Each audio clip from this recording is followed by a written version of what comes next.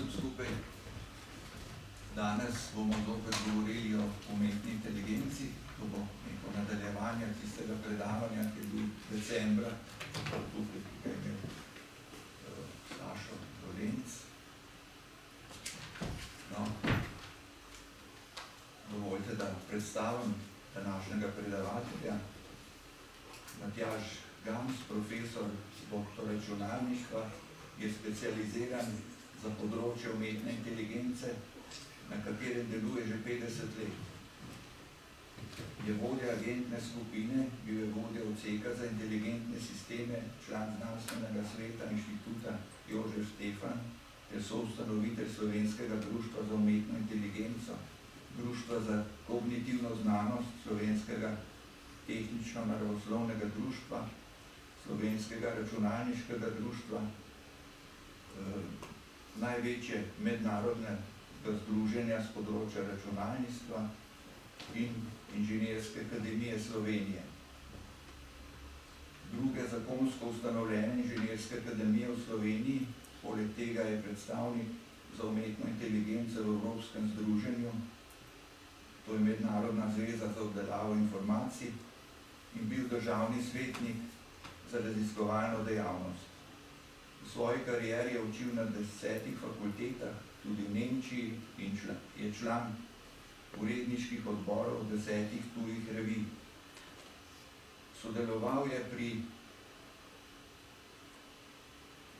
ali vodil približno 200 projektov, skupaj s sodelavci pa ima 7 patentov. Je dolgoletni odgovorni urednik mednarodne revije Informatika and International Journal for Computing and Mathematics. V Cobisu je navedenih več kot 1400 njegovih vnosov, od tega približno polovica objav, od katerih pa je več kot 100 v revijah z visokim faktorjem vpliva. Med drugim je uredil belo knjigo slovenske demografije. Se pravi, demografija je njegova njegovo drugo področje raziskovanja. Zdaj pa kar prosim predavatelja, da nastopi.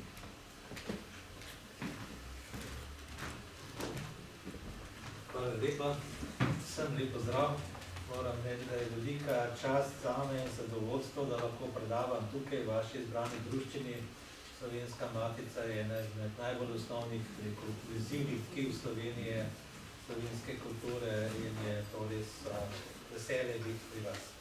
Govoril bom o inteligenciji, o umetni, o človeški, o razvoju civilizaciji in podobno. Sabo sem prinesel 4 knjigice.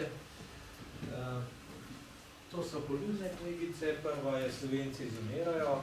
Če se spomnite, smo imeli državnem svetu posvet leta 2018 in tudi kolega Janez je tam sodeloval in so nas potem v medijih napadli, da smo kaj se to pravi, da ne vem, kaj še vse da. Ampak v bistvu smo povedali enostavno resnico, da zrodnost 1,5 je samo vprašanje, kdaj izumreš. Zdaj novi izračuni kažejo 200 letih, približno 100 letih bo pa šlo, ali pa do leta 2000, to bo pa šlo pa do obrata, ko bo manjka pol Slovencev genetsko v Sloveniji. Takrat so nas napadli, sem se malo slabo počutil, ampak koncev se je pa skazalo, kdo hoče Sloveniji dobro, in mi delamo za dobro Slovenije, Evrope in človeške civilizacije po celem svetu. In se je skazalo, kdo v bistvu hoče slabo. In konec koncev je bilo to zelo koristno, da smo razumeli, kaj se pravzaprav dogaja. In tale USAID je zdaj razkril še celo vrsto potrditev naših teorij. Tale govori o razprodaji slovenskega premoženja, še zmeraj prodajamo zemljo, vodo, naftne, ne vem kaj, oziroma tele petrole oziroma pumpe, in nihče ne prodaja družinske srebrnine, saj nihče pameten ne. To je še ena o demografiji, taj pa okolju. Recimo postavimo eno sončne panele, postavimo na kmetijski površini in rečemo, da smo nekaj dobrega naredili za okolje. Ni res, če strokovno analiziramo, ugotovimo, da je to okoljski kriminal. Naredimo tako veliko okoljsko škodo, in hkrati imeli še vedno noče tega priznati in še vedno imate na delu in kjerkoli tam je kolega Ogrin, s katerim sem imel pa pred nedavnim spet, v posvet v okolju, v državnem svetu, smo spet. Mi vedno govorimo, kaj je znanstveno pravilno, drži, je res. In potem imamo vedno tisti konflikt z ideologijo, politiko, ne vem še čem, ali s tistim, ki hoče na vsak način izkriviti za neke svoje interne račune. No, tako bo tudi današnje predavanje. Zvolite, če malce se podati okrog. Povedal bom, kaj drži in kaj ne drži v zvezi z inteligenco, z razvojem umetne inteligence in razvojem človeške civilizacije. Seveda nihče nima 100% prav, ampak mislim, da nekaj pa bomo zvedeli nove stvari. Tole ste že vse videli, ne? V bistvu sem to poslal po vsakič na predavanjih, takih poljudnih povem, zato da mi boste karkoli verjeli. Ker del tega, kar bom povedal, je malce težko verjeti, ker večinski mediji govorijo drugače. In ko toliko časa govorijo, človeku se to usede v možgane in je prepričan, da je to res. Recimo, v svoje čase so bili prepričani, da se sonce vrti okoli Zemlje, in ko so prvi povedali, da to ni res, so jih zapirali in podobno, Galilej itd. In ljudje, ko so slišali, da se v resnici Zemlja vrti okoli Sonca, so bili šokirani. Ne, to pa ne drži in so bili vedno neke diskusije. Danes je podobno. To, kar mi govorimo, veliko ideologije politike govori, da je res, ampak mi smo znanstveniki in strogo govorimo tisto, kar je. Tukaj je prikaz, ko smo bili na nekaj tekmovanjih, predvsem pa COVID-u, nekaj let smo z veseljem tekmovali marsikje in smo posod osvajali kar zelo dobre rezultate. Recimo tole x COVID-u je bilo drugo mesto $250,000 in skazalo se je, da ljudje pravzaprav slabo iščejo rešitve proti COVID-u. Tukaj imate število infekcij, tukaj imate stroške, recimo zapiranja vrtcev, šol in tako naprej, in treba je najti neke optimalne plane za daljše časovno obdobje. In umetna inteligenca, vidite, tole tako imenovana Pareto fronta, to so razni scenariji in umetna inteligenca tako dobro izračuna, da so ljudje 20% slabši. No, potem, ko smo ta program naredili, smo ga obljubili, da ga damo vsem evropskim ministrstvom, nekaj smo se pogovarjali, ampak COVID je bilo konce in potem. Ampak smo ga dali zastojno, ne. Tudi še zdaj naprej, če bo novi COVID, pa bomo predelali pa dali zastojno naprej. Ampak druge na svetu, v teh X-Prize tekmovanjih, to je kot tenis, recimo, ne, Wimbledon, nekaj podobno.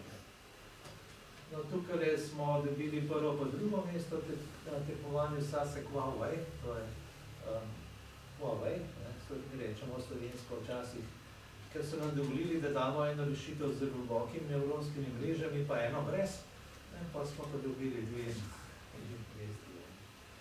In smo bili tudi na tekmovanju za domačega zdravnika, to je bilo 15 let nazaj, smo prišli 10 najboljših, ta tekmovanja so v več krogih, tipično, trajajo več mesecev, ampak potem nismo šli naprej, kot edini iz kontinentalnega Evrope, nismo šli naprej, ker nismo imeli več virov. To so skupine 10 ljudi, ki morate imeti seveda financiranje nekje pokrito. Zdaj imamo Home doktorja. Home doktor je zdravnik, ki ga dobite po spletu, seveda umetni zdravnik, 24/7 ga dobite na spletu in ga lahko uporabite. V Google pišete Home doktor, kliknete in ga mirno uporabljate in ima približno IQ 150, to se pravi, je kar precej boljši kot ljudje, če lahko to rečem interno. V medijih rečem, da ne, to nočem nikogar užaliti, ampak pač ti programi in mi znamo delati katerega polometnega profesionalca, ne vem, recimo tehnika, pa recimo računovodjo z IQ 150. To znamo, da je bolj ali manj po tekočem traku delati in znajo delati tudi drugi, ker je umetna inteligenca tako izjemno napredovala. Sedaj so pa potem odpori družbe, ki sploh dovoli to uporabo in to je druga zgodba. Jaz sem tehnološki navdušenec, meni se zdi, da bi take programe morali samo z veseljem sprejeti. To je bilo skoraj pred 2 leti, 2 letoma. To je John Ayers objavil en članek. Merili so, kako so na spletna vprašanja o zdravstvu odgovarjali zdravniki, tole je distribucija zdravnikov, in pa kako je tedajni chatbot odgovarjal. Tukaj je kvaliteta od 1 do 5 in tukaj je pač porazdelitev. Vidite, da so tile chatboti so že takrat, pred letom pa pol odgovarjali pa še 20% bolje kot ljudje. Po spletu. Če ste zares bolani, greste k zdravniku in tam vas on vidi in je v strašni prednosti. Ker ko ljudje pišejo, kakšen tlak imate, kakšen utrip srca, se ne znajo niti dobro opisati. Tam pride do velikega šuma pri vnosu podatkov. Ampak če je preko spleta, potem ljudje nismo več konkurenčni tem umetno-inteligenčnim programom. Kaj znajo te LLM-ji pa GPT-ji? Najbolj enostavno na predavanjih, pa predavam na 3 fakultetah trenutno, najbolj enostavno je, da rečemo, zna vse in pozna cel splet. Ker vsi ti sistemi so prebrali celoten splet, če bi človek bral celoten splet, bi za to rabil, kaj pravite, koliko časa? 3 leta. 100 milijonov let. 100 milijonov let bere en človek cel splet, vmes bi se teda že toliko spremenilo, da... Ampak to vam daje nekaj misliti, kako je ta kvaliteta narasla, kako so uspeli to realizirati. Glavna misel mojega predavanja je pa tale. Vidite, na levi imate Cortesa s kakšnimi 500 vojaki, tukaj na desni bo 10.000 Aztekov, bili so močni, junaški, res predani. Te pa so imeli kaj, puške, pa konje, pa ščite, pa topove. In se jih premagali, 1 proti 1000 približno. Zakaj? Ker je bil to konflikt 2 civilizacij. Ena civilizacija je bila kovinska, napredna, druga je bila pa na nivoju kamene dobe. In Indijanci, vsi ti, v severni, srednji in Južni Ameriki, vsi ti so bili na nivoju kamene dobe. In zato so izgubili. Ko pride do tega konflikta med 2 civilizacijama, je vedno naprej znano, kdo bo uspel, kdo bo zmagal in kdo bo pa propadel.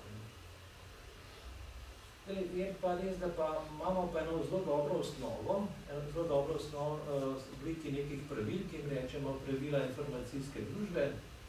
In tukaj v tem članku smo jih našteli 21, jih je počasih tudi 30 ali pa celo do 50 gre, ampak recimo prvih 20 je najbolj znanih. In tukaj je tudi Gamsov zakon, po domače povedano pravi, da te bitcoini pa kriptovalute, da imajo svojo neko znanstveno osnovo. Zapravo, to ni nekaj špekulativnega, ampak ima prav neko osnovo. Zakon sicer pravi, da ta cyber sveta ne podvoji vrednost. In v zadnje nema daljša zgodba, ki pa tukaj nimam časa ponavljati. Tole je najbolj znan Moorov zakon. Ta zakon je najbolj znan. Od vseh zakonov, tih 21 ali pa 50, je verjetno tudi en najbolj znanih in pomembnih zakonov naše človeške civilizacije.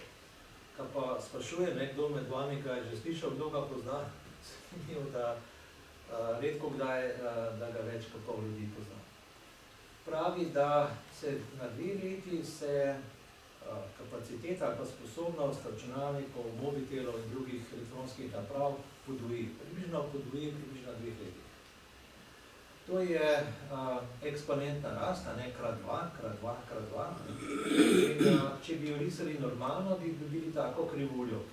Taki krivulji se nič ne vidi, zato y os logaritmiramo, se pravi, jo stačemo dol in potem tukaj štejemo 1, 10, 100 tisoč, tukaj štejemo pa 1, 2, 3, 4, 5 in tako naprej. Se pravi, ta krivulja, ki bi zdivjala gor, se spremeni v premico. In ta premica dovolj dobro drži. Pred pol stoletja sem hodil na fakulteto, morate verjeli, pol stoletja. In je bil profesor Pipan zelo dober, rekel, kvaliteten in tako naprej. Ampak je rekel, vidite, zdaj pa konec je Moorovega zakona. Zakaj? Ker je bilo konec prvega Moorovega zakona, ki je govoril o gostoti čipov. Ampak potem so se izmislili druge trike, pa še naslednje trike, pa še naslednje trike, tako da ta posplošeni Moorov zakon še vedno velja. Vsake 2 leti je sposobnost računalnikov približno 2-krat boljša, kar pa pomeni, vemo pa tudi projekcijo, vsaj za kakšnih 10, morda celo 20 let naprej, ta nori razvoj računalništva, hardvera, bo trajal še kar nekaj časa naprej. Mogoče se bo malenkost ukrivil, da ne bo več čista premica, ampak poglejte, zaenkrat je to izredno dobra Ena dobra premica. Seveda enkrat mora biti konec. To je jasno. Vsaka eksponentna rab se nekaj ustavi, ampak zaenkrat je fenomenalno dobra in še naprej zelo dobro kaže. To je tisti osnovni, rekel, spodbujevalec razvoja človeške civilizacije. Zaradi tega imamo elektronske naprave, imamo tehnologijo, imamo napredek, in zaradi tega grejo stvari naprej. Poglejte, ne vem, recimo pri stolu, a se je v stolu 100 leti kaj posebnega spremenil. Tukaj je pa ta rast nora in tudi rast primitne inteligencije je nora. Tole je ena verjetno najbolj pomembnih prosojnic, če si katero zapomnite, bi prosil, da si tole. Tole je Moorov zakon, se pravi, v resnici računalniki sposobnost njihova raste eksponentna, ampak v tej logaritemski skali je potem premica. Ljudje imamo tak hardware kot pred 100 leti, ali pa 100 000 leti, morda celo približno, ali pa vsaj 10 000 leti. Naš hardware ni boljši, imamo več znanja, ampak nič hitreje ne razmišljamo, nismo močnejši in tako dalje.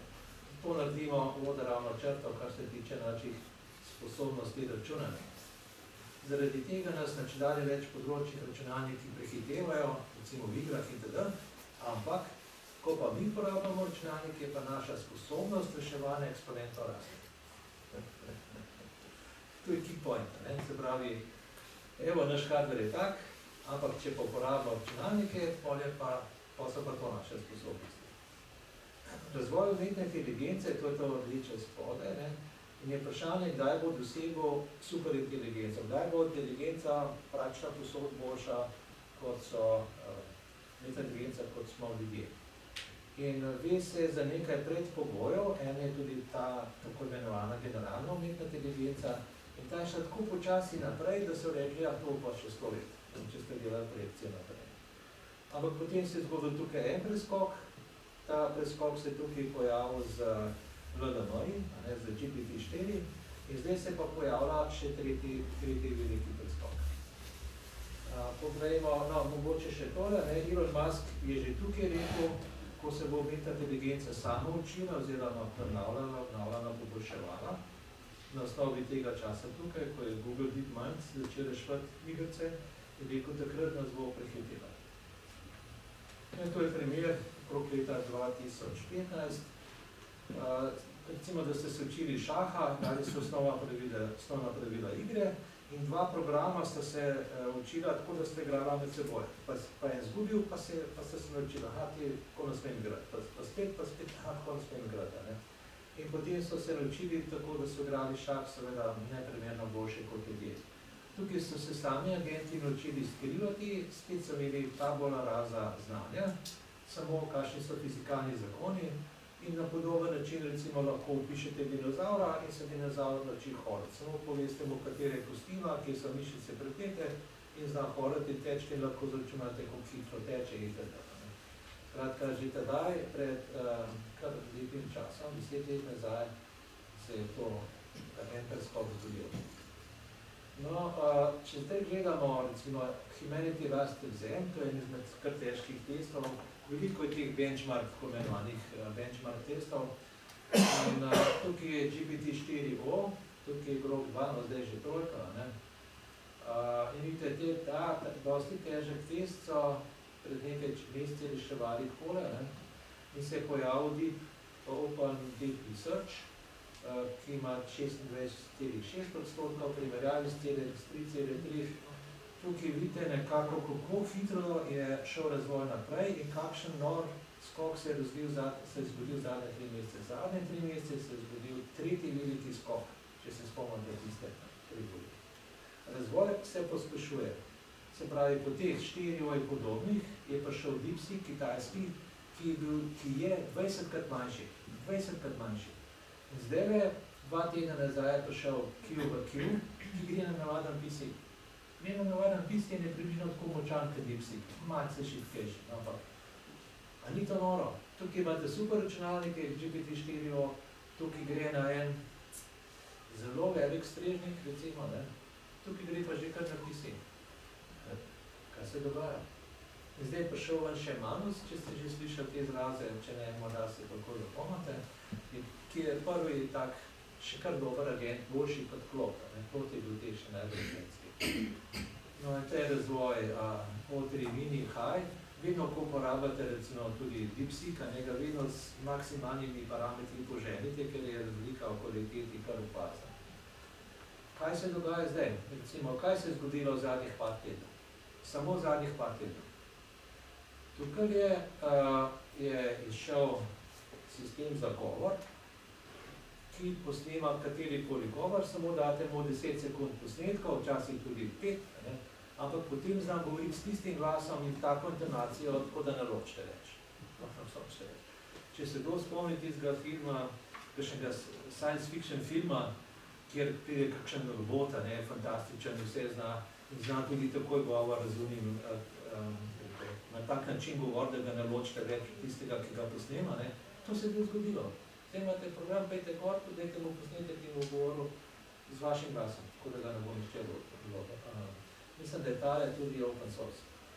V robotiki gledam zdaj zadnje mesece, zadnje 3 mesece izrazito, gledaš posnetek robota, ki hodi, vidite, da je robot, ker ni človek, robot hodi in ne morate verjeti, da je to res.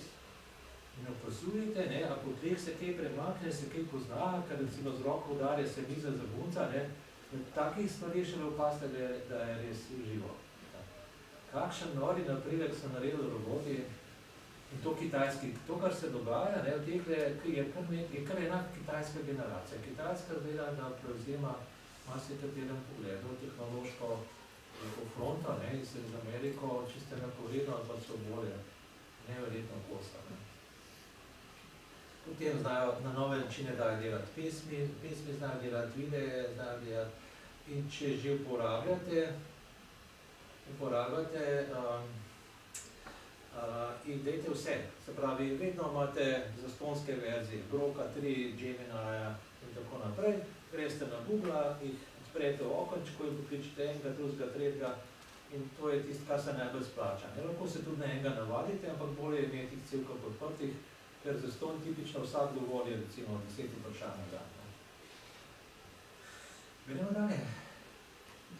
To so razne naloge in te sistemi imajo večje ali pa težave. Vidite, eni so recimo že leta 2000, eni so malce pozneje. Ampak vidite, kako se to pospešuje. Če dale več nalog, kako pri igricah so dali, če dale več igric igrata. Ampak zdaj, če dale več takih človeških nalog, znajo početi, recimo, znajo prepoznati sliko. Če imate sliko v megli, ali pa staro sliko, jo znajo sčistiti, ali pa sliko v megli tam nekje do 10krat bolje vidijo te sistemi kot pa ljudje. Pravi, imate na meglo, in vidite več, kdo je tam gora, sistemi umetne inteligence pa še vidijo. To je spet en tak podoben prikaz in tukaj vidite tisto znamenito singularnost, to je ta beseda, ki se dostikrat omenja, ta preskok, rast ta prave inteligence je relativno počasen, potem bo pač spodjel, zato je kao singular, ta izraz se uveljavlja. Vidite, nekaj podobnega se je zgodilo pri testu AGI.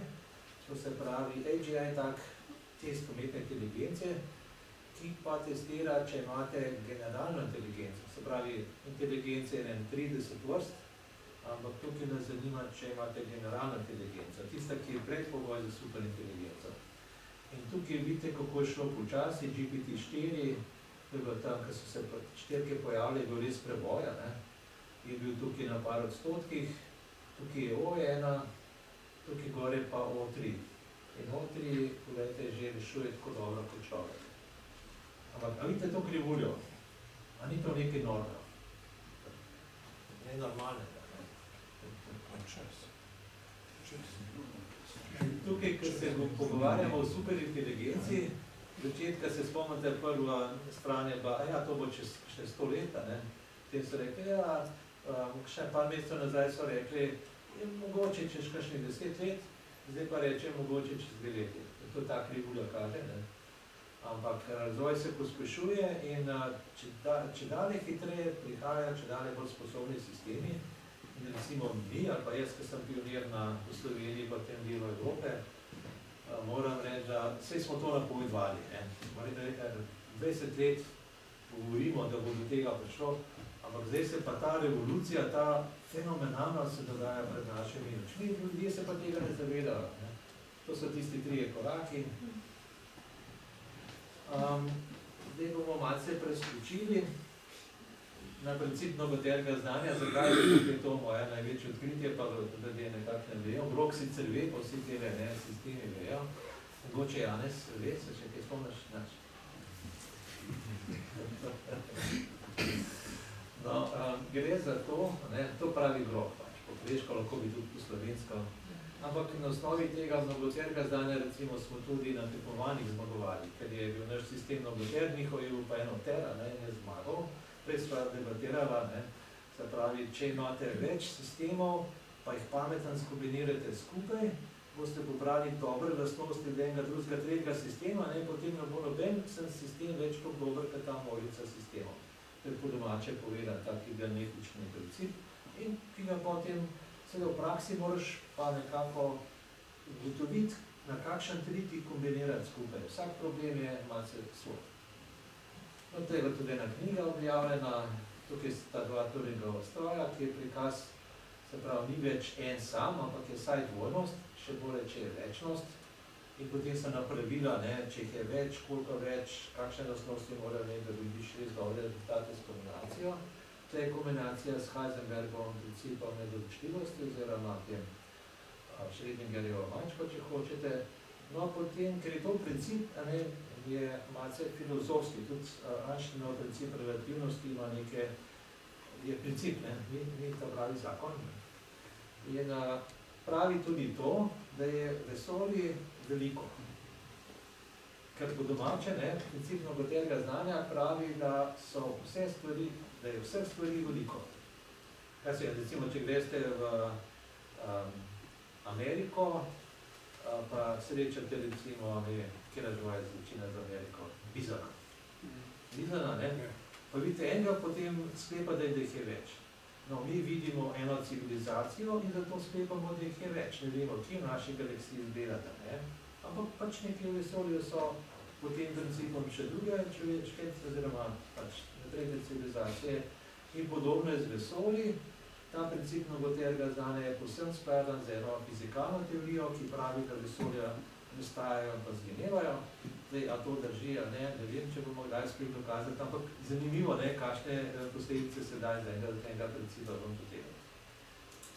Tole pa razlaga principa mnogoterega znanja, ali pa tudi, če hočete, kako LLM-ji delajo in zakaj so tako sposobni. LLM-ji so tako sposobni in tako močni zato, ker so kar dobršen del te mnogoterosti znali uporabiti. Da bo zdaj takole po domače razložil, predaval sem že okrog 3000 študentkov, kot vam zdaj, in se mi zdi, da tole je še najbolj razumljiva razlaga, kako LLM-ji delajo. Tukaj imate 100 pravljic o rdeči kapici in vsaka pravljica je dolga 100 besed. Se pravi, 100 pravljic, vsaka je dolga 100 besed. No in zdaj hočemo program narediti novo pravljico o rdeči kapici in lahko vzame prvo besedo iz 100, to se pravi, lahko vzame, recimo, da so različne, potem lahko ima tukaj že 100 možnosti. Če vzame drugo besedo, ima spet 100 možnosti, ampak 100 krat 100 se množi. Krat 100 krat 100 in na koncu dobimo 100 na 100. To je nekaj zelo enostavnega. Imamo 100 pravljic, dolgih 100 besed, ampak dobimo 100 na 100 možnosti, vseh atomov v vesolju je pa 10 na 80. Vidite, že z takega preprostega sestavljanja enostavnih besedil dobite kombinatorično eksplozijo, ki jo pa LLM-ji s pomočjo osnovnice, konteksta in tako naprej uspejo skupaj spraviti. Ampak od tukaj pa iz principa razumete celo kupico stvari. Recimo, če je mogoter, potem ne more biti več lahko razumljiv. Pozabite, da se bo dal. Človeka se ne da razložiti z podobnega principa, ker človek je tudi mogoter. Človeško v glavi poteka na procesov vedno, kot bi rekel, ljudi ali pa pol ljudi. Na koncu zberemo enega in izgleda, da smo mi vedno samo eni, ampak v resnici se je vedno več, skozi ta princip mogoterega znanja. Ok. Zdaj so neke primerjave z računalniki. Zdaj smo prišli do Chomskyjeve hierarhije, to je spet nekaj zelo računalniškega, kar sam tako hitro povem. Tole so Turingovi stroji, univerzalni Turingov stroj, ki je, Turinga verjetno poznate, to je kot Einstein, ampak ne v fiziki, ampak je v računalništvu, Alan Matheson Turing. In on je zasnoval tak abstraktni sistem, ki je pa potem nekako kopija vseh računalnikov na svetu. In temu odgovarjajo rekurzivno naštevni jeziki. In tisto, kar lahko izračuna računalnik, lahko izračuna Turingov stroj in se da s temi jeziki izraziti. In je še Churchova teza, da je vse, kar je izračunljivo, kar je napovedno, vse, kar je izračunljivo z današnjimi računalniki. Potem imate bolj enostavne stroje in pa bolj enostavne jezike. Tole je tisto, kar je najbolj zanimivo, ampak, pazite, obstaja pa še močnejši tip strojev in močnejši jeziki. In vsem tem močnejšim strojem in močnejšim jezikem rečemo hiperračunalniki in hiperračunalniški jeziki, kakorkoli, recimo pospeševalni Turingovi stroji. Se pravi, take stvari obstajajo, jih je veliko, ki so močnejši kot vsi računalniki, ampak žal ni nobenega tazgo realno sveta. Zdaj, nekateri trdijo, da smo ljudi tega tipa, da smo močnejši kot računalniki, v bistvu sam ne vem, če to drži. Samo seznanjam z eno teorijo. Zanimivo je tudi to, da obstajajo funkcije, ki niso tega tipa, ki niso izračunljive. Najbolj znana je ta Bogrova funkcija, ki je hitrejša kot eksponent. To sam tako malce za zanimivost, tako cirkuletne, ker ne verjamem, da bomo te imeli kakšno poglobljeno debato. No, in smo že pri naravni inteligenci.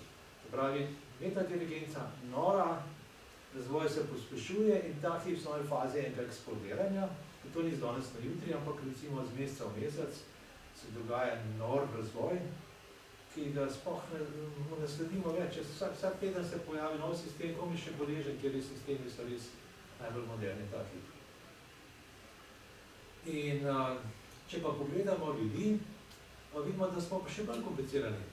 Človek bi rekel, da smo šli linearno, od šimpanzov, ki ima majhne možgane, do enega novega človeka, ki ima malo večje možgane, prednika pa še do večjega, pa tako naprej, bolj ali manj linearno naprej. Ja, ne. Vidite, kakšna zvršnjava je bila tukaj. Evolucija se je zelo iskala in zelo dolgo časa, preden je prišla do nas. Mi smo trenutno višek stvarstva. In tukaj imate levo, kdo je tam? To je? Neandertalci. Bravo, to je neandertalci, to smo mi moderni ljudje. Ta bi moral biti črna, rdeče lase so ok, ampak večina jih je tudi tam. Pardon, neandertalci so bili beli, mi bi morali biti črni. V tistem času smo bili mi črni, smo prišli iz Afrike. Tole je moderni človek, to sta moderni človek, moški pa ženska.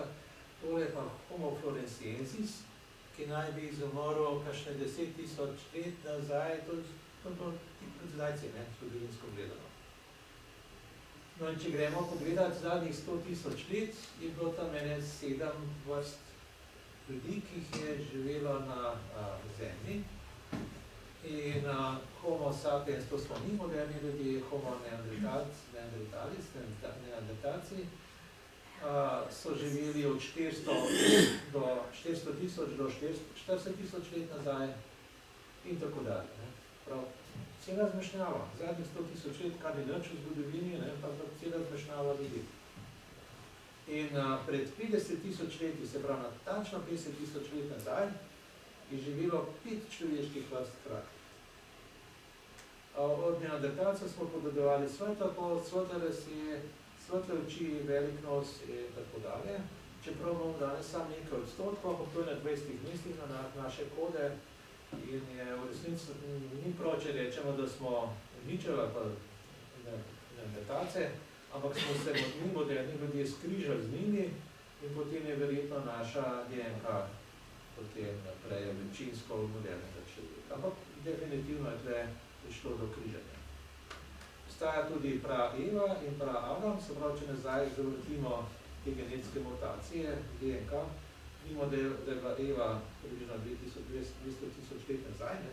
Ni bila edina ženska ta hip, ampak edini njen DNK je prišel vsem preko potomca.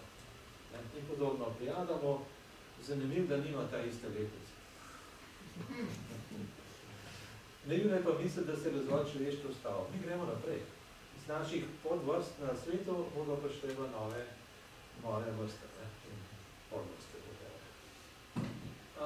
Zdaj smo pa pri malce občutljivi temi. Tole ste našli na Wikipediji kakšne 10 let nazaj. Recimo, kateri, če delate statistiko po eni državi, z IQ testi, so tle najpametnejši ljudje. Japonska, Kitajska, potem je temno-modra, Kanada je temno-modra, Italija, no, mi smo tle zelo blizu, ne? No, potem so pa te bolj svetlo-rumeni, rdeči in temno-rdeči. Danes je to že malce tako prepovedano, kar ni več politično korektno. Jaz to še vedno povem na predavanjih, tudi na fakulteti pa rečem, je pa to že malce občutljiva tema, ne, z kakšnega razloga ta stopna ideologije pa politike pa pritisk na sploh kaj lahko raziskuješ, ne? A lahko raziskuješ, da se Zemlja vrti okrog Sonca, pa Sonca okrog Zemlje, ali se bo že nekdo zakravatil, da se nekaj bogokletnega rekel. Ta je šele huda. Ta kaže, ta kaže število belcev v ZDA. To se sme objaviti, zato ker ZDA to objavljajo. Če pa pri nas to objavite v javnih govorih, a pa po mojem tega v tem večinskim mediju sploh ne boste objaviti. Domnevam. Ali pa če bi pa že objavil, bi pa potegnil spet pitni tek. Vidite, kako gre tale odstotek dol, in to ni nič spornega, to je znanstveno izmerljivo. Tako je. Zdaj pa interpretirate naprej, kako hočete, ideologije in politiki. In podobno krivuljo dobimo za Slovenijo, delež Slovencev v Sloveniji. In če pogledate, v Sloveniji približno 2 milijona ljudi, na leto se rodi 10 000 otrok premalo, ker je število ljudi enako, očitno tih 10 000 ljudi vsako leto pride noter, kolikokrat po 10 000 rabimo, da bomo prišli do 2 milijona, 200 let. In če 100 let bo obratko, bo Slovencev manj tako. Se že prej? Še prej, no? Janez pravi, da se bo to še prej zgodilo, ampak to so ene grobe ocene v resnic. Za 100 pa 200 let naprej malce težko napovesti, ker se vmes lahko zgodi ogromno stvari, lahko je nova tretja svetovna vojna, lahko se rodnost spremeni, ampak ker je trajnostna rodnost 2,1. Nobena država v svetu, ki je padla po 2,1, se ni dvignila na 2,1 nazaj. Kitajci so rekli, da se je preveč, mi dajmo postaviti 2 otroka na žensko, so padli po 2, da skušajo nazaj približati, imajo strašne težave povečevati nazaj in tudi vemo zakaj, ne? Zdaj vemo zakaj, ko se je zgodil USAID, to veste, da Musk tam skuša nekaj vse izboljšati, tisto je stvari, ki so jih Američani plačevali po celem svetu, da so nekako, temu se reče, inženirstvo, družbeno inženirstvo, se pravi, skušajo cel svet nekako upravljati. In mislim, da sta te dve teoriji. Ena pravi, da se to zmanjševanje rodnosti dogaja emergentno, samo od sebe. Druga pa pravi, da to te elite sistemsko delajo. To, da elite sistemsko delajo, smo kar dobro vedeli, da so nekateri delajo že prej.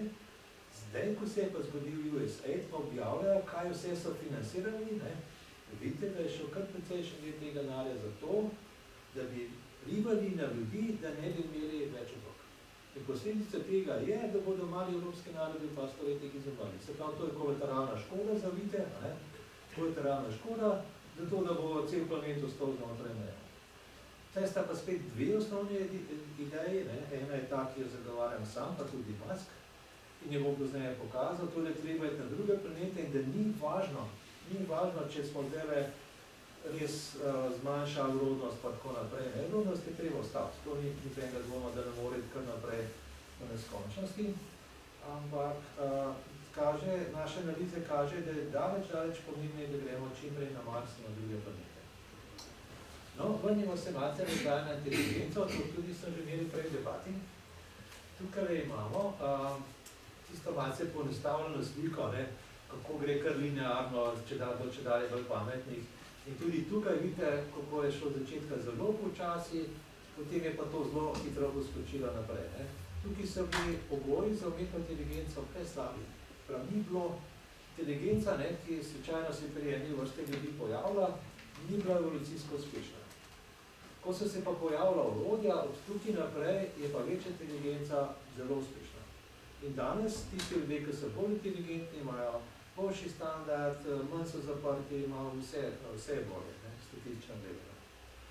Zdaj tisto, kar se dogaja, tukaj gor na vrhu pa je, da je ta krivulja nekako nehala rast. Zadnjih, recimo, 50 let, zadnjih nekaj 10 let, ta krivulja ne kaže več te normalne rasti naprej, ampak se ustavlja. In zato veliko ljudi reče, kriza, ne, spet se nam je nekaj groznega zgodilo, ampak pri tem pa nekaj pozabljajo. In to je ena izred preprostih misli, ne, tako kot je preprosta misel, da je umetna inteligenca škodljiva, to so eno leto nazaj pa nevarna, to so leto nazaj govorili. In jaz, kjerkoli sem predstavljal, sem rekel, recimo, da bi bil GPT 100krat pametnejši, pa bi bil na tem računalniku. Kako mi pa lahko kaj naredijo? Bo skočil ven, pa me bo zagrabil za vrata, kaj se ne more nič narediti, ne? Fizično. Če nima fizične možnosti, ne more nič fizično narediti. In tukaj je ta strah podobno vodu, namreč, poglejte, če gremo peš, 5 km/h, ali pa s kolesom 10 km/h, gremo z avtom 100 km/h, z avionom 1000 km/h približno, ne? In naloga je taka, s točke A v točko B. Ko pa gremo v miselni prostor, ne, gremo sami počasi. Ko pa imamo umetno inteligenco za sabo, gremo pa 100krat hitreje. In zaradi tega naše sposobnosti zadnjih desetletij v resnici, sposobnost reševanja, če se spomnite tiste najbolj pomembne slike, naša sposobnost reševanja gre radikalno naprej. Mi postajamo kot človeštvo in kot ljudje toliko bolj sposobni, toliko bolj fenomenalni, da je težko verjeti, od kje se je priplazila tale neka bojazen, pa samo kesanje, pa ne vem, nek pesimizem, težko razumeti, od kje to prihaja. Znanstveno gledano je res ravno kontra. Ok, tole je Drakova enačba, dosti enostavna enačba, ampak z njim se da narediti zelo komplicirane modele. In ti zelo komplicirani modeli potem kažejo do tega, no, še pogledamo si človekovo življenjsko dobo, ali da tam nekje do 100 let gre, potem pa praktično ni ben več živ, ne. Vsi pomremo do skoraj, do 120 let. Ne. No, in če to krivuljo potem prikažemo do, recimo, 1000 let, ali pa tukaj je 200, ne vem, tukaj je dovolj veliko število leta, ne, potem tale krivulja zgine sem in se pojavi takle L. In potem delamo druge analize in tukaj vidite gostoto verjetnosti, da bomo preživeli. Tukaj imamo zelo dobre šanse, da bomo živeli, to je eksponenta, ne, 10 na drugo je 100 let, evo, 100 let imamo zelo dobre šanse. 1000 let, tukaj 3, ne, nad 1000 let je pa že bolj kriza. Slabo kaže. Če bomo ostali na enem planetu, nam slabo kaže. Boste rekli, to je ena brezvezna enačba, ja, boljše jaz ne poznam. Vsi, je res, lahko bila tudi drugačna, ampak v resnici smo tukaj zadnji razvijali 24.000 modelov. Ne. Tako da je to kar nekak povzetek vseh možnosti, ki imajo za osnovo neke verjetnosti. Tukaj je pa možnost, da gremo na druge planete, ampak je treba iti na precej drugih planetov. En sam planet je premalo. Zdaj, kaže, ne, da ta hip v naši galaksiji ni nobene druge civilizacije, vse ne take, ki bi se razširila, in nobene take, ki bi se razširila do sem, ker pa verjetno nekaj ustav za njih. Ampak enkrat ni nobenega sledu v naši galaksiji in slab kaže, da je še kakšna. Morda je kakšna lokalna, tako kot smo mi trenutno lokalni. Ne. Zakaj je to težko narediti? In sami tega verjetno ne bomo znali narediti brez pomoči superinteligence, zato je superinteligence ključna. Pa boste pa rekli, ja, kaj pa roboti, pa oni pa lahko potujejo po celem vesolju. Ja, če bi se do zdaj kakšna civilizacija že razvila, ki bi bila tam z roboti, pa s temi, ne, razumete inteligenco, da se pa bi že bila po celi galaksiji. Sej, če gledate celo zgodovino, zasest celo galaksijo, ne, potem, kaj enkrat dosežete medplanetarno sposobnost, sej ni tako grozno, časovno. Primerjali z energijo. No, zdaj pa še zadnja točka, zadnje poglavje, Kaj bo pa potem, ko bo superinteligenca? Ali bomo stali brez službe? Nebesa bojo. Po domače povedano z eno besedo bodo nebesa, ko se bo pojavila superinteligenca. Oziroma od sedanjega stanja do, ko bo superinteligenca, bomo na poti do nebesa. Ne? No, von Neumann je to definiral že leta 1990. Ray Kurzweil je pa ta glavni, ki je tudi mene navdušil, leta 2005. To je zdaj že 20 let. Ne? In je izdal knjigo, je naredil več patentov, pri Google je bil in pravi, da bo umetna inteligenca naredila ljudi bolj privlačne, bolj duhovite, bolj zdrave. Se pravi, ne bo samo to, da bomo bolj zdravi, da bomo manj bolezni. Boste rekli, se vsem, če sem bolana, nisem. Ja, pa ni. Vsi imamo neke bolezni, težave, kronične in ko se bo pojavila superinteligenca, bo radikalno izboljšala vse te stvari. Ne vemo, ali bo odkrila univerzalno zdravilo za raka, univerzalno cepivo za raka, ampak če se to da, to bo gotovo superinteligenco dosegli bistveno hitreje, bistveno učinkoviteje, kot če bi ljudje reševali sami. Vseeno, kateri problem imate, v kemiji, v fiziki, ne vem, kjerkoli, ne, s tem orodjem superinteligencije, to je tako, kot če imeli pomočnika, ki je 10-krat pametnejši kot vi mu pa dajete navodila, kar dela, s tem boste naredili bistveno več in hitreje. Zdravstveni sistem bo radikalno drugačen, to je že zdaj. Že zdaj lahko pokličete home doktorja. In spet, da ne ljudje eni uporabljajo, ne, da bi rekel, da je maksimalen navad, pa ne, ker ljudje niso navajeni jeti. Narava, kaj bi to imel, kaj imamo od tega. Ampak nove stvari se zdaj dogajajo in jih znamo delati. Pri bo 10-krat večji od katerikoli prejšnje tehnologije in se ga pojavil sam v To smo že rekli, pa recimo, če pogledate, zdaj so obvezni testi v Evropski uniji, starejši ljudje moramo iti na 80 oziroma 70 let na prvi test, vodni pa tako naprej. Ne? Čez da naj bi bili nevarni vozniki. Sem povedal statistiko, sem objavil pismo bralcev, nič ni res. Po statistiki niso starejši vozniki nič bolj nevarni kot mladi vozniki. Zakaj potem Evropska unija take birokratske nesmiselne zakone dela? Ne vem, zato ker je nekaj narobe z njo. To je moj odgovor, če mene vprašate. In se bojim, da drži, da moramo to nekako to birokracijo nazaj spraviti. In recimo, če poleg tega imate zdaj vozila, ko vozi sama, a si predstavljate? Dobršen del vozil praktično sam vozi. In zakaj morate pol imeti refleks, da boste njihov eni sekundi in kot eni sekundi pritisnem, ali pa ne smete voziti? Avto zavremza za vas. Kje je to logika? To s tem primerčkom kaže na to, kakšen je razkorak med tem svetom birokracije, politike, ideologije, pa svetom tehnologije, pa znanosti, pa razvoja, ne? Ker ta gre noro naprej. Oni pa nekje bremzajo, pa za naške ideje ven vrača. To je ta konflikt se je čedalje bolj opazen, čedalje bolj dočutno, zato ker gre ta razvoj toliko hitreje naprej.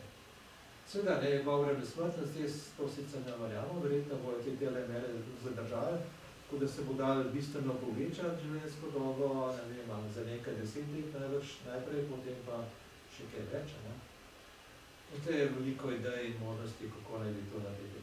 Da je bo superinteligenca, Kurzweil je leta, takrat, ki je zdal knjigo, pred 20 leti napovedal leto 2029. Če bo približen zadev, potem je kar dobro.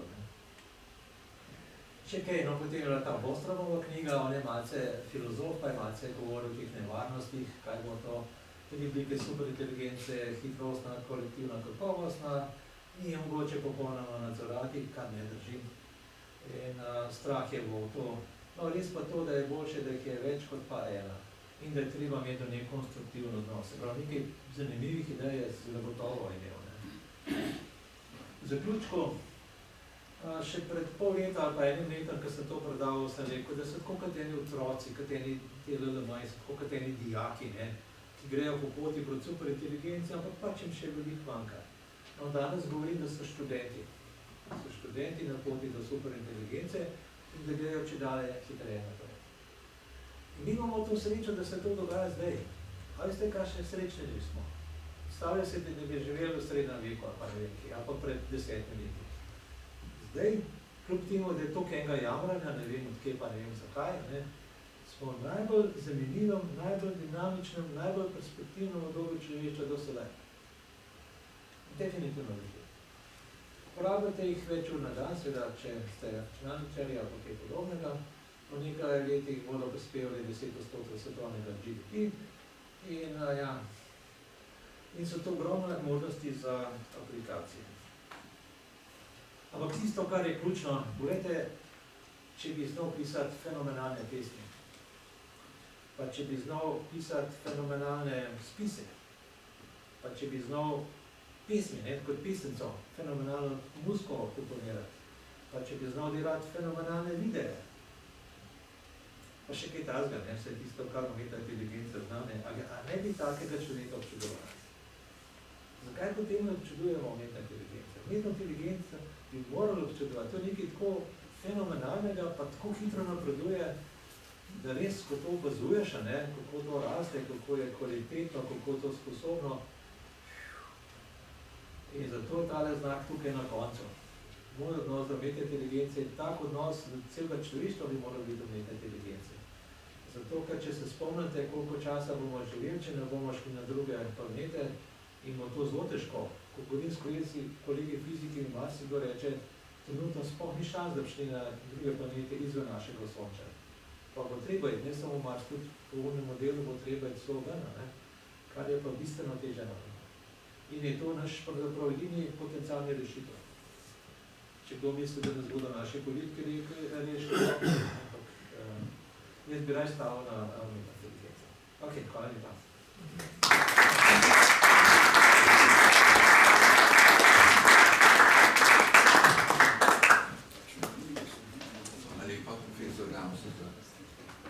Zanimivo bodočnost, ki nas čaka.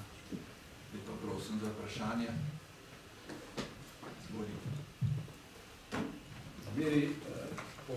Zmeraj pomislimo pri novih odkritjih raba, zloraba. Ljudje smo taki, raba, zloraba. Kako je možno potem to odkrivati?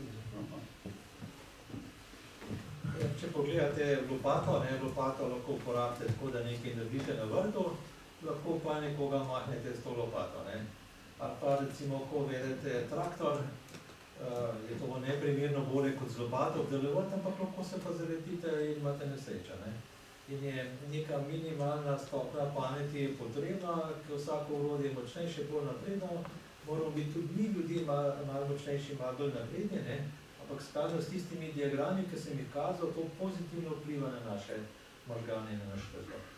Tako da, definitivno umetni inteligenci jaz nikoli ne bi dal dostopa do jedrskih orožij, ker bi slejko prej sprožila jedrsko orožje. Veste, to ni, ta tehnologija je nekoliko drugačna, kot smo mi ljudje. In je treba biti previden, ampak samo v par področjih. Če se ne motim, Evropska unija prepoveduje te programe za generiranje video, zato ker je menda strah, da so to fake videi, da boste potem fake videi delali. In zaradi tega pri nas tisti moduli, ki stajajo v tujini, jih ne dobite, da ne morate uporabljati. Se pravi, ta strah je pri nas v Evropi prišel do tega, da ovira razvoj, da ovira napredek, ki grejo druge države, kot so Amerika pa Kitajska, bistveno hitreje naprej. Se pravi, tisti strahovi so pripeljali do ene zakrčenosti celotne Evrope. In Evropa se mora tega znebiti in mora pogumno in enačko naprej. To je moje mnenje. Ja, jaz bi se samo malo naslovil to, kar je bilo omenjeno, da bi superinteligenco najmanj podraševali življenje, a je možno, da bi ga naredilo narednica večno. Kakšen smisel? Ne, da gremo na drug planet, ampak si predstavljamo, da bi superinteligenco našel način, kako v nas, v človeških možganih, menjamo počasi nevron za nevrono, kako razumemo delovanje možganov in ne vem, z nekimi trajnostnimi nevroni, ki ne rabijo ta naša hranila, ki moramo ne vem kaj jesti, piti, pa tako da možgani delujejo, bi to menjali, ampak funkcionalnost bi pa se ohranjala. Kaj zdaj identiteta, istovetnost človeka, to proces v možganih ali iz česa so narejeni možgani. Ne? In če bi pač zamenjali, iz česa so narejeni možgani tako z enim zelo inteligentnim načinom, nevron za nevronom, z nekim nadomestnim, ki bi enako funkcioniral, ne? Bi se lahko naredil tudi neko zavlečne. Hvala še za eno zanimivo vprašanje. Zdaj, kot eno cvirt spet, pa češnjo na torti, ker pa je bil cvirt na torti, bom povedal, da že lahko naročite umetnega človeka. In tipična naročja umetnega sorodnika, recimo, da je nekdo umrl, ki ste ga imeli radi, in pošljete čim več posnetkov, mislim, da je to delano kitajsko podjetje, in oni zgenerirajo pač neko informacijsko bitje, ki govori, ki izgleda tako kot tisti vaš sorodnik, ki bi ga radi imeli. In potem, ko to povem, pol ljudi reče, kvak. Ampak to, kar ste pa vi vsebinsko vprašali, je pa zelo zanimivo, in kar Cval je to napovedal takole. Recimo, da bi si hotel spremeniti nos, potem naročim preko računalnika nanorobotke in jim naročim, naj mi spremenijo nos, in potem bodo znotraj celic tako preoblikovali, ker v 7 letih se nam bodo cel mehanizem obnovi, in bodo to obnovo tako speljevali, da čez nekaj časa bom imel pač tak nos, kot sem si ga želel. In seveda, vsi te problemi z možgani so bolj ali manj fizični, pravi lahko tudi nevrone v možgani, da bi jih s temi popravili. Je pa še več idej, seveda, da posnamete vaše misli in spravite v računalnik. Ta je cela kupica raznih teorij, kako bi lahko to dosegli.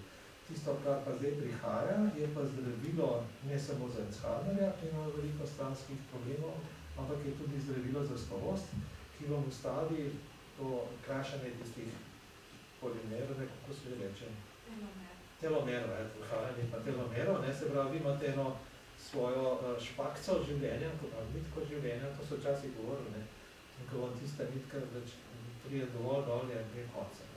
In tista zdravila bojda ustavlja, se že zdaj so razvita, pri nas jih seveda dobite, pa imate pa v Ljubljani recimo 5 takih ordinacij, ki jim greste in vas analizirajo in povejo, kako zdraviti do časa živeti, gerontološke ali nekaj takega se jim reče.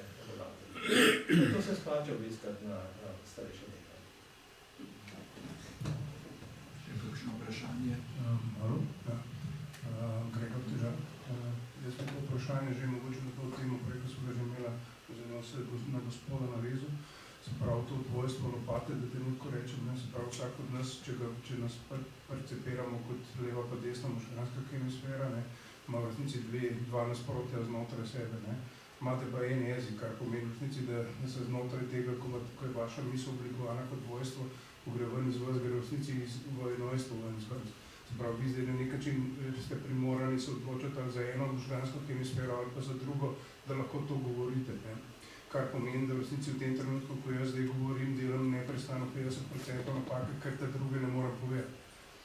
Zdaj pa, glede na to, da praktično obstaja ta mnogoterost, kot ga poveste, v tem enem delu, bom rekel, desne možganske hemisfere lahko gremo v eksponentno rast, lahko gremo tudi v levem možganski hemisferi v eksponentno rast, ampak še vedno, ko bo prezentacija pač te eksponentne rasti, recimo nekih teh novih umetnih inteligenc, bo prihajalo do tega, da bo ta umetna inteligenca primora delati 50% napake, ker se bo mogla odločiti pisati v pisavi ali pa govoriti v govoru, ki je pač slabšalni ali pa nepravilno formuliran, kar pomeni, da neprestano počne 50% napake, se pravi tudi umetna inteligenca negacijo sebe. Kaj bi vi rekel? Hvala za vprašanje. Če govorimo o dvojnosti, je zanimivo to, da dojenček, ko se rodi, ima čez nekaj časa dvojno število nevronov in nevroni v glavi se spopadajo med sabo, pol jih odmre in pol jih pa preživi. Se pravi, zanimivo to nekako evolucija dela. Se pravi, če pa dobite, postane dvojno število nevronov, potem pa niste normalni človek. A pa če recimo pol možganov dojenček se rodi in pol možganov odmre, tak človek bo še vedno z malce sreče postal normalen, da bo nek pediac, ampak še vedno sposoben normalno delati v eno podjetje. Vaše vprašanje je pa bolj komplicirano in se ukvarja s tematiko, kako to, da smo mi na videz eno, čeprav imamo dve hemisferi, pa imamo amigdalo, pa še vse mogoče. V možganih imamo cel kup raznih delov možganov. Imamo to sivo, tkivo oziroma tam, kjer se večina teh miselnih procesov dogaja. Pa imamo pa to spodaj druge dele, ki so čedalje bolj, eni reče, recimo, profesor Pirker reče, no vidite, to so pa bensilski možgani, da so se bensilsko tako te kosti nabirale gor, druga na drugo. Ampak leva, desna hemisfera se stalno pogovarjate med seboj. Ena je tak fantazer, ki skozi nekaj fantazira, pol ideje narobe, nekaj ideje pa dobrih. Drug del je pa priden delavec, ki pa izvršuje te naloge. Ampak ta pogovor preko korpus kalosuma stalno poteka. To ni tako, da mi razmišljamo z levo, pa desna nič ne dela, ali pa z desno pa leva nič ne dela, ampak stalno delate obe in se pogovarjate med sabo. Potem bi rekli, aha, torej smo dvojni. Po principu mnogoterga znanja, da si je N, da si je več, kot več osebnosti, in tam, ker osebnosti razpadajo, tam dobite tipično 10-20 osebnosti. Se pravi, nek človek je na to problem, da se mi se avtomatsko fokusiramo, to je se tretji aksiom po Tononijevi teoriji zavesti, stalno imamo vedno fokus. Ena izmed teh idej prevlada in pride potem ven naš fokus in tisto smo mi. Mogoče bi, se pravi, po moji logiki trenutnega načina razmišljanja bi človek rekel, da ima več tipov možganov, tako kot pravite evolucijsko, se pravi, če bi ga razdelilo je v resnici brazilski tip možganov, opičji tip možganov, pa človeški, tudi če jih dava še več, ali pa manj je vse en. Se pravi, jaz bom temu zdaj imenoval miselni del, se pravi, tam, kjer se misel dogaja. Se pravi, misel je v resnici dvojstvo zaradi tega, ker ne more nastati, če nimamo nekaj, na kar lahko primerjamo, na kar lahko mislimo, kar pomeni, da je misel bi mogel napisati dvojkico zgori, kar pomeni, da je vsaj dvojstvo, ali pa 2+, se bom izrazil. Zdaj pa, ampak obstaja pa tudi pač hipokampus ali pa ta spodnji del, ki pa ni miselni del, ker je pa odločitveni del. In zdaj v tem hipokampusu ne bi se odvijal nek odločitev. In zdaj točno to vas pripeljem zdaj do tega, kar smo začeli začetek debato. Se pravi, če se jaz odločim odločitev enojstva, neprestano delam 50% napake, zaradi tega, ker sem jaz dvojstvo že v osnovi od zarodka naprej. Ja, zanimiva je ta misel, mogoče zdaj ste mi pa eno asociacijo sprožil, ker reče, mi izkoriščamo samo recimo 10% možganov. Joj, kam bi prišli, če bi 100% možganov prišli? Kam bi prišli v bolnico? To je tako, kad če rečete, pogledajte, jaz izkoriščam zdaj, ne vem kaj, 2% mišične moči. Če bi izkoriščal 100% mišične moči, bi čez 1 minuto umrl.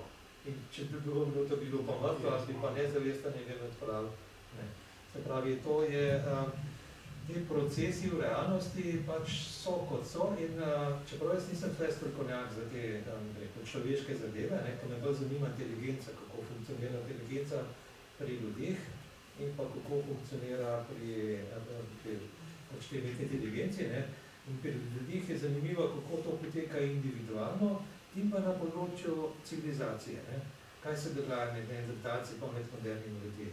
Neandertalci so imeli malo večje možgane kot mi, pa vendar smo jih mi precej zrinali, res da smo se pokrižali z njimi, ampak manjši del genov smo dobili od njih. Novejše študije kažejo, da recimo pred 5 leti, če ste rekel, da smo bili mi moderni ljudje, črni, ki smo prišli z Afrike, pa neandertalci beli, si že bil politično rekel, pa rasista, pa vsaj višji potem. To so empirična dejstva, kaj zdaj, bomo zaradi tega ne priznavali empiričnih dejstva. Jih priznavamo. Če postiva ta del po strani, bravo. Tole me zanima, se pravi, mene zdaj zanima v resnici, kaj je definicija inteligence, pa kako bomo lahko to rešili. Se pravi, ali lahko umetna inteligenca v resnici preseže človeško inteligenca dvojstvo, tega pa kot podstat v resnici svojega razmišljanja, umetna inteligenca pa teh temeljev nima, potem imamo zdaj problem, če je umetna inteligenca 0 pa 1 in ona lahko izvršuje samo ta enosmerni način razmišljanja in se ne more postavljati na stanje, kakor se postavlja v resnici človeški um, se pravi, ne more se postaviti na balans umestno stanje med 0 pa 1, potem takem umetna inteligenca nikoli ne bo presegla človeškega uma. Zdaj, da smo tako razmišljali pred recimo 10 leti, ampak Ampak zdaj pa ta razvoj naprej tako hiter, pa tudi mnogoterje, skratka, pa tudi generalen, skratka, cel kup lastnosti ima, ki so potrebne za superinteligenco, ne, da si tak ne primem bolj več reči. Lahko, da bo precej močnejše krvi, upam si pa reči pa tole, ne, da ni prav nevarno, samo ne smemo res tiste nevarne stvari delati, in damo jedrske bombe pa to, ne. Če bomo kukati toliko pametni, je to nekaj famoznega za nas, koliko gremo piša pa z avtom. Ja. Z avtom je neprimerno bolje, ne. In z umetno inteligenco nam bo neprimerno bolje, če ne bomo delali neumnosti z njo. Ali pa se celo goskavali, ali pa ki guzne, ne. Se pravi, če smo pa tukaj neumni, je pa bolj da propadali, ne. Če vemo, da ta možnost obstaja, potem tudi vemo, da bo šlo narobe. Ne, to je, kar prihaja, superinteligenca bo zelo verjetno To je podobna zadeva, kot tam, ne, ker imamo, če obstaja ena civilizacija, pa ali nismo. Ja. Čeprav, če obstaja neumno nekaj. Tam ne vem, kolega, ne. Če bi lahko mogoče malo bolj na začetek. A ni v bistvu ta umetna inteligenca eno orodje? Ne? Jaz razumem to, da je to neko orodje. Že en navaden nož, ne, je lahko, se mislim, da je nekdo omenil, zelo koristen, ne? Ampak lahko se pa ureže z njim. Ne? Se pravi, da to je tako treba ujemati, ne? Da moraš biti sposoben to orodje uporabljati. Ne? Seveda pri ljudeh, ki imamo pa dve strani, ne, je treba pa tudi paziti, ne, da niso samo svetle stvari, da so tudi temne, ne, in so noter neki zakoni civilizacijski. Ne. To so bili že pač od Rimljanov naprej, ali pa Hammurabi je imel že to. Ne. Tako da to jaz mislim, da je to pravzaprav normalno, ne, da nekako poteka v okviru enega orodja. Ne. Potem pa še ena stvar, ne, ta eksponenčna rast. Ne. Jaz se spomnim meje rasti, ne. Tam je bil en primer tistih karibujev, ne. Če se pikaj lodu, ne. Kaj se zgodi, ne. Raste, ampak potem je pa katastrofa. Ne. Vsaka rast, ne, saj tam trdijo, ne, zdaj, jaz reproduciram, se konča s katastrofo, ker nič ne more iti v neskončno. Ne. Tako. Zanimivo, ko smo brali tele meje rasti, prvi violinski klub, pa zdaj ima izdano verzijo par let nazaj. Če pogledate, kako je šla produkcija v Ameriki nekaj časa gor, pač nafte, nekaj časa je šla gor, potem je šla pa lep čez dol. In potem so tukaj napovedovali, ja, to šlo samo še dol nafte, pa zmanjšala v Ameriki, ampak potem so pa začeli rolne škrilce uporabljati in zdaj je že vrsto let nafta gora. Zdaj, nekoč bo nafte zmanjkalo, ampak vsi pesimisti do zdaj so dali kratkoročne napovedi, so vsi podobni tistim, ki so govorili, da bo leta 2000 konc civilizacije pa konc človeštva. Vsi so se motili, vedno gre človeštva naprej, praktično vedno, mogoče malo njih, ampak ta razvoj človeštva je fenomenalen in ne vem, zakaj so ti strahovi jamranja, ne vem, kaj še se je živo, odkje to prihaja, kdaj so ljudje postali taki pesimisti. Še tam je zadnji, se prevečujem, že gospod nekaj časa drži, da vsi, ko pride na vrsto. Samo eno vprašanje, tako najprej fantastično predavanje. Me pa ena zadeva zanima, prej ste omenili, leva in desna podobla se konstantno pogovarjata. Hipokampus, recimo, da vzamemo tisto primitivne možgane, so pa tisti, ki se na koncu odločijo, da malo skrajšamo to filozofsko razpravo. Ampak mene zanima zdaj čisto konkretno, če pogledamo z stališča nič pa ena, ne? Če primerjamo algoritem z možgani, če rečemo, da v možganih lahko nastopijo epileptični napadi, kje v algoritmu so lahko epileptični napadi? No, zanimivo vprašanje, ampak spet ste mi sprožili ene asociacije, se prevečujem, moj um začne kar plavati na osnovi vaših vprašanj. Kateri je najbolj pogost možganski vsadek? Vsi ste slišali za Elona Muska, pa ga ima možganske vsadke. Pa recimo še 10 let nazaj, pa 20 let nazaj je bilo največ vsadkov zato, ker otroci niso slišali. Ker so imeli pokvarjen živce v možganih, ne ta sluhovod, ampak tisti naprej, ker so že živci, ki so grejo po možgane in so tisto nadomestili. In ker še 20 let nazaj so recimo sosedje imeli na hrbtu tako kot tale prenosnik, na hrbtu otroka, da je lahko slišal. Ker to je strašno pomembno, da v pravem času slišiš, govoriš, vidiš, da če zgubiš tiste lastnosti, potem ne boš nikoli 100%. Če 10 let nisi govoril kot to, če človek naš nikoli lepo govoril. Ne. Ampak danes se pa daleč največ možganskih osadkov vse v Ameriki radi kritiziramo, kaj je to vse narobe, ampak glede marsičesa je nesporno znanstveno-tehnološka prva država sveta. Ne. In daleč največ osadkov je v Ameriki in to je za skizofrenijo, Parkinsona, take nevronske težave in noter ima algoritem umetne inteligence, strojno učenje in se prilagaja temu pojavu, ne, slabosti, napake, epilepsije, Parkinsona, da drugače možgani nekako privadijo temu odstanemu impulzu, ne, in tista motnja, ne, recimo spad, nek nevrološki spad se prijavi, se nekako navadi in ne uspe več stalni impuls. In ta machine learning, ne, umetna inteligenca, se pa takrat toliko spremeni, da ga spet obvlada. Ne. In to je največje število, daleč največje število možganskih posadkov, ki jih imamo. Ne. Inače je bilo vprašanje glede algoritma, pa se pravim, ne, tako kot je tudi kolega spraševal, s tem smo se dolgo časa mučili, pa smo se kvarali, ali to drži, ali to ne drži. Zdaj so pa te globoke nevronske mreže. Predstavljate si navadno nevronsko mrežo. Se pravi, nevrone, ki so med sabo povezani, tako naprej, ne, ki ni tako zelo ogromna. Ni tako zelo ogromna, kot bi se človek predstavljal. Ne. In ta navadna mreža ima v sebi cel splet. Cel splet je pa ogromno. Vse ste slišali, 100 milijonov let bi ga brali. Kako gre to noter v njihove možgane? Naše možgane je cel splet ne gre. Ampak se zaradi te vhoda izhoda. Ne. Ampak te nevronske mreže tako lepo mnogotero sestavljajo tisto blazno količino znanja, da na koncu stane nekaj razumljivega. In so mnogotere, zaradi tega ne morate več govoriti tisto, da ima nek algoritem pa 0,1, ker so šli že v mnogoteri smeri, se spomnite tistih rdečih kapic in tam potem zaobidete ta res ogromen problem, 0,1 algoritmov, v določeni meri lahko zaobidete in če bo še razvoj tako naprej, bomo imeli superinteligenco.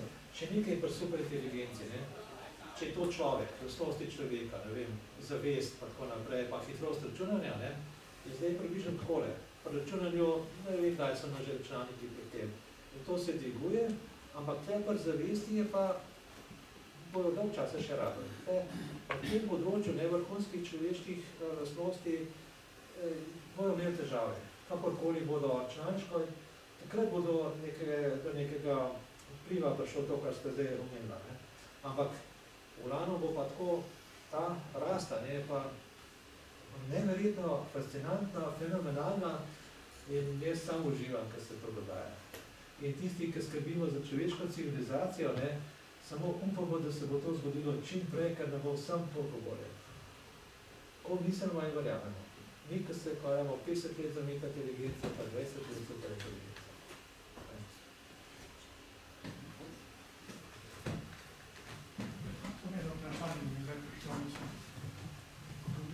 Podaljševanje življenja. No, koliko let bi si vi želeli, da bi čakali? No, a veste, to je pa spet, ne, je to vprašanje vzbudilo eno drugo asociacijo, ne? Kaj pa, če ljudje ne bi več umirali, ne? Je pa ni bilo pa res veliko ljudi na sveta, ne? Pa ni bilo to problem, ne?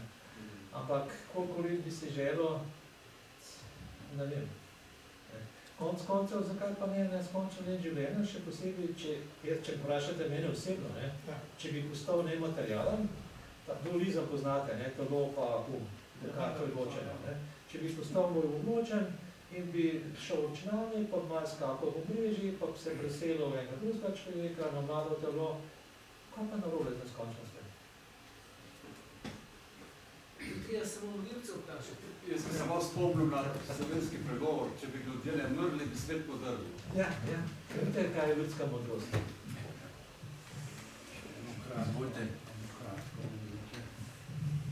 Ta domači zdravnik, ne,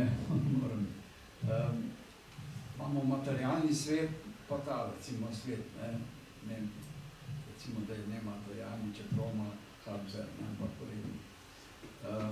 Kako domači zdravnik rabi neke materialne podatke, torej analiza krvi, analiza urina in ne vem kaj še vse, recimo, da potem na osnovi tega diagnosticira. Sploh je ta problem materialnega sveta in tega sveta. Ja, zdaj to je vprašanje o kom doktorju, ne. Glavno so ljudje zadovoljni, dobijo pohvale, ni pa tako pogosto uporabljen, kot bi človek pričakoval. Verjetno imate vsi težave pri do zdravnika, jaz ga imam, ne, pa je pa nas stran 2 kilometra, ker smo v Dragomerju, pa je blisa, ne pa poznam, ampak to je grozen, kako je ta zdravniški sistem nekako eno birokratsko smeri spičal iz neznanega drugoga, ne. In je, tako da greste gor na doktorja, na kom doktorja, ne, in vam tudi svetuje, recimo, kako dobiti prave podatke, recimo, kako zmeriti srčni utrip. Zdaj, čim več podatkov si pogovoril, želi dobiti na objektiven način, če je možno.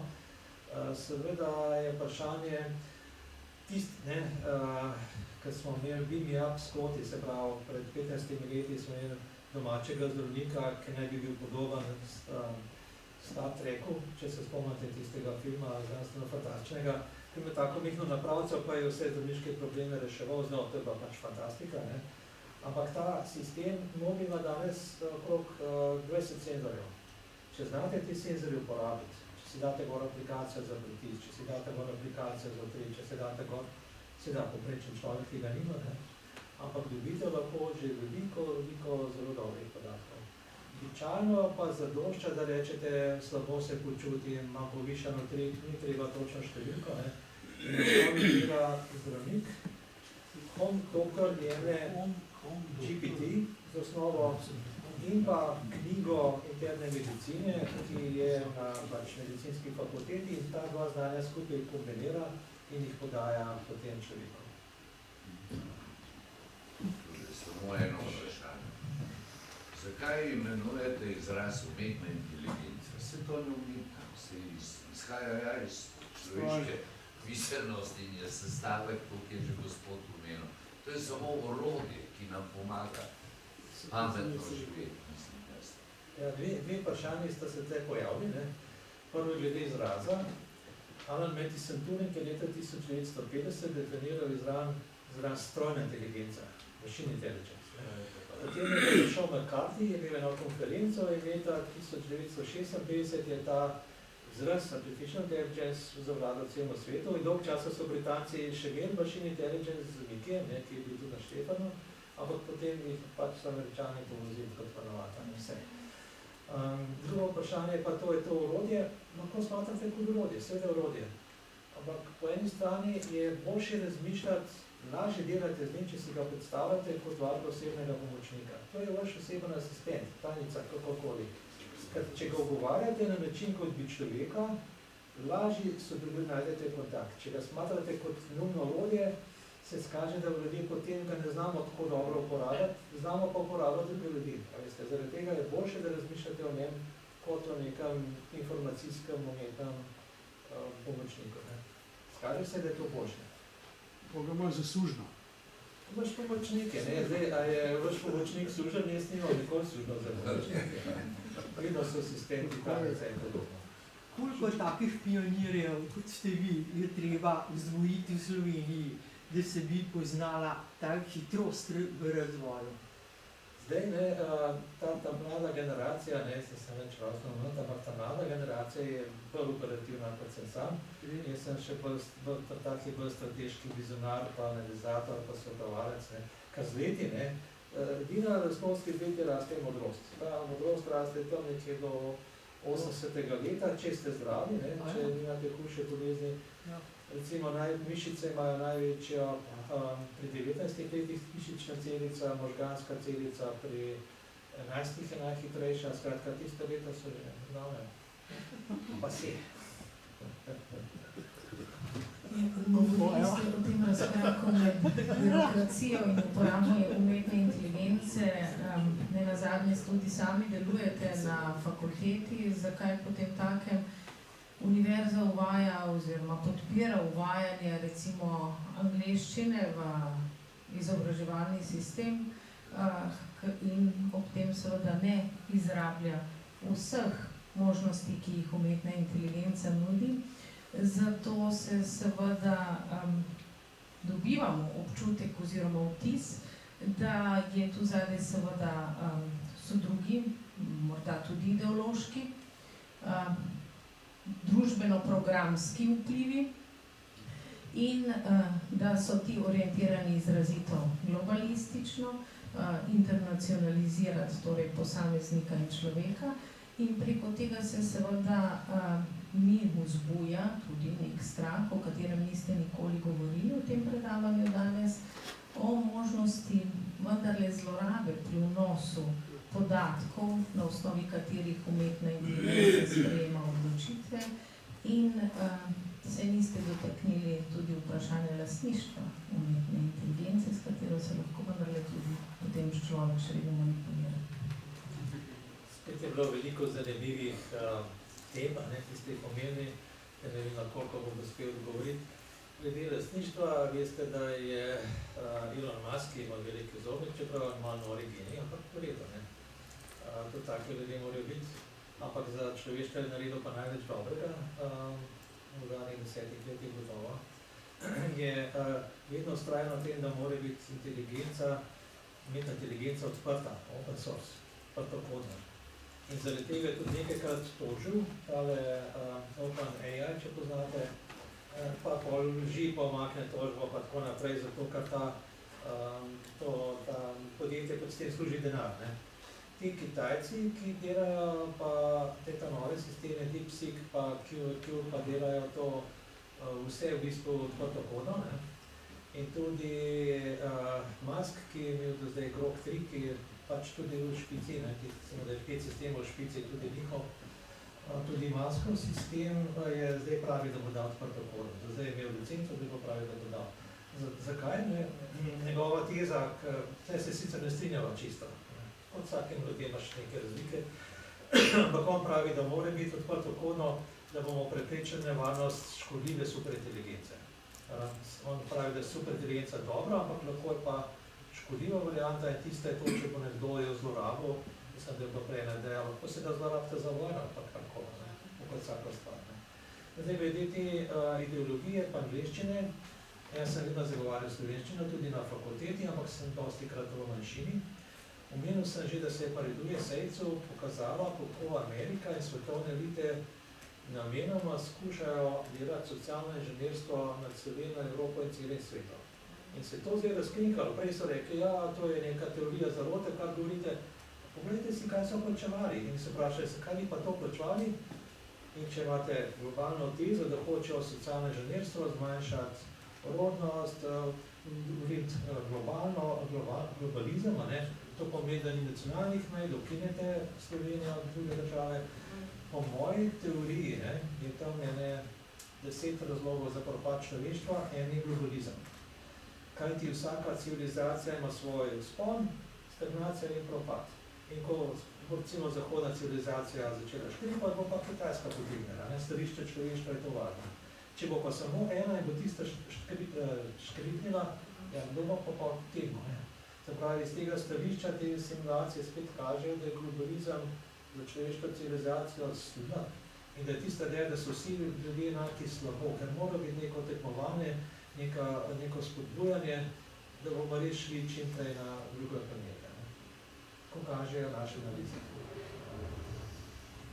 In bi enostavno lahko uvedli prevajanje in prevajalnike iz slovenščine v angleščino za vse tuje študente in ne vem, zakaj lahko moramo v 21. stoletju poslušati teze. Najbolj noro je to, da vsi tisti sposobni sistemi, recimo GPT-4, pa tisti kot, vsi avtomatsko vzamete mobitel in se pogovarjate s Kitajcem, vi slovensko, kitajsko in se pogovarjate med sabo, mobitel pa prevaja in govori enemu tako, drugače in ni nobene potrebe, točno to, kar ste lepo povedali. Bravo. Jaz bi se še enkrat zahvalil predavatelju za res izvrstno predavanje, kar se je videlo v živahni diskusiji in podaljujemo.